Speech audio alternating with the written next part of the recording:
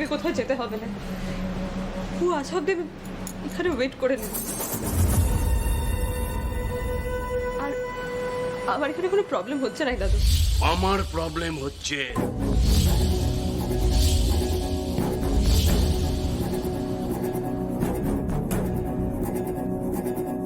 তুই কি রায়নের সাথে পালিয়ে বিয়ে করেছিস? না, ন্যাড়া গোয়ালে সবার সামনে দাঁড়িয়ে আশুতোষ বসু তোর বিয়েটা দিয়েছে। তোর বাবা মাকে আমি কথা দিয়েছি তোর কোনো রকম অযত্ন হবে না, তোর অযত্ন হবে না।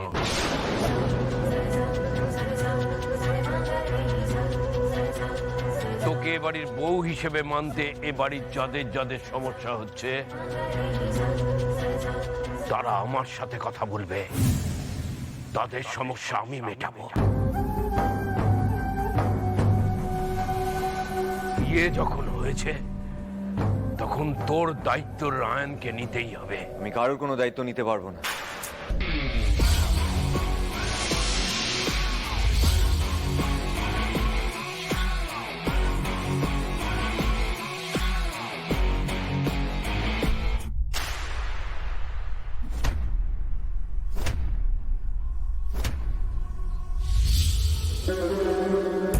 এতক্ষণে আসার সময় হলো, আর তুমি দায়িত্ব নেবে না, তোমার ঘর নেবে।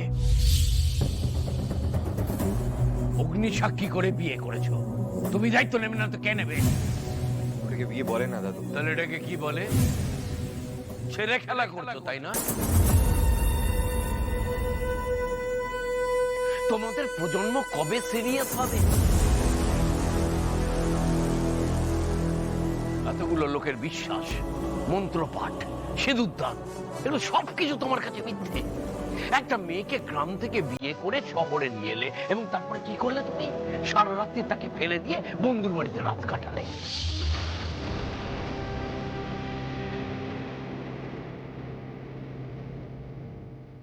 আর এসে বলছো তুমি তার দায়িত্ব নিতে পারবে না।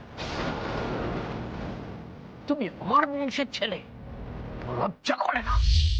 না করছেন।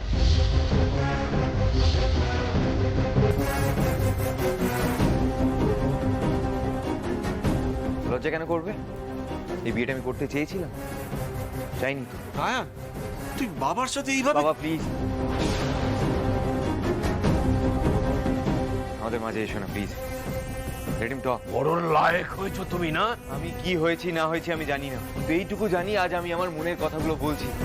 প্লিজ প্লিজ কিছু একটা করুন। আই হ্যাভ টু গো, আমাকে কলকাতা যেতেই হবে, আমাকে রায়নের সাথে কথা বলতে হবে। আপনি প্লিজ একটু বাড়ির লোকেদের সাথে কথা বলুন, ওনাদেরকে বোঝান না প্লিজ।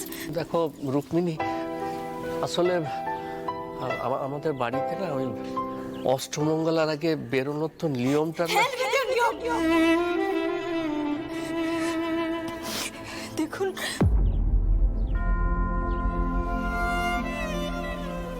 প্লিজ প্লিজ আমার কথাটা একটু বোঝার চেষ্টা করুন। ওরা জোর করে, সবাই মিলে জোর করে আমার ভাইটার বিয়ে দিয়ে দিয়েছে। আমার ভাইটা তো ছোট, ও কলেজে পড়ে, ও নিশ্চয়ই খুব কষ্ট পাচ্ছে।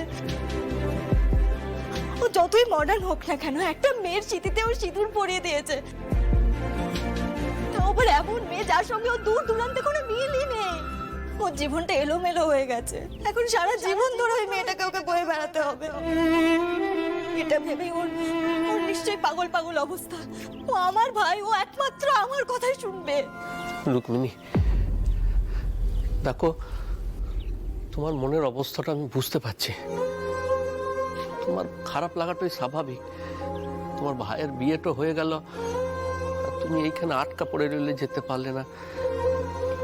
তবে কি জানো, তুমি যতটা খারাপ ভাবছো, রায়ানের অবস্থাটা বোধহয় ততটা খারাপ নয় গো। দেখো, ওকে তো জোর করে ধরে বেঁধে আনা হয় নাই। ও তো বসু বাড়ি চলে গেছিল, নিজেই ফিরে আসছে, নিজেই পারুলের গলায় মালাটা দিয়েছে। না, রায়ান নিজে পারুলের গলায় মালা দেয়নি।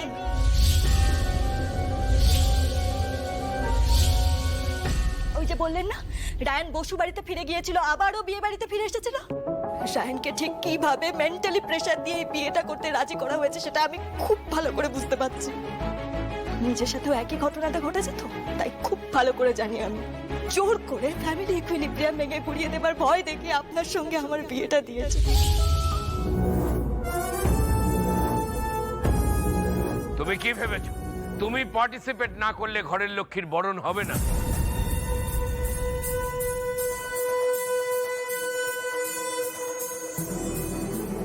হয়তো পারেন দিদি, চৌকাটের বাইরে গিয়ে দাঁড়া, তোকে বরণ করা হবে। ছেড়ে দিন না দাদু। ও যখন চাইছে নাই তখন বরণটা কি করা লাগবে? হ্যাঁ লাগবে, আমার লাগবে। কোনো বড় বৌমা, বরণের ব্যবস্থা করো। ও যদি রাজি না হয় খালি পারুলকেই বরণ করতে হবে। হয় খবরদার মা, আজ যদি কেউ পারুলকে বরণ করেছে সে কিন্তু নিজের দায়িত্বকে ঘরে তুলবে। আমি কিন্তু ক্লিয়ারলি বলে দিয়েছি এই বিয়ে আমি মানি না, মানি না, মানি না।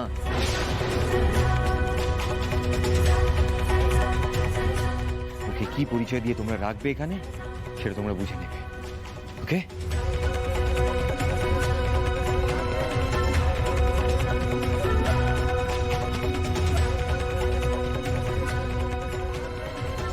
বড় ভুল করে ফেললে। তুমি নিজের হাতে ওই মেয়েটাকে এই বাড়ির চৌকাঠের বাইরে বের করে দিয়েছো।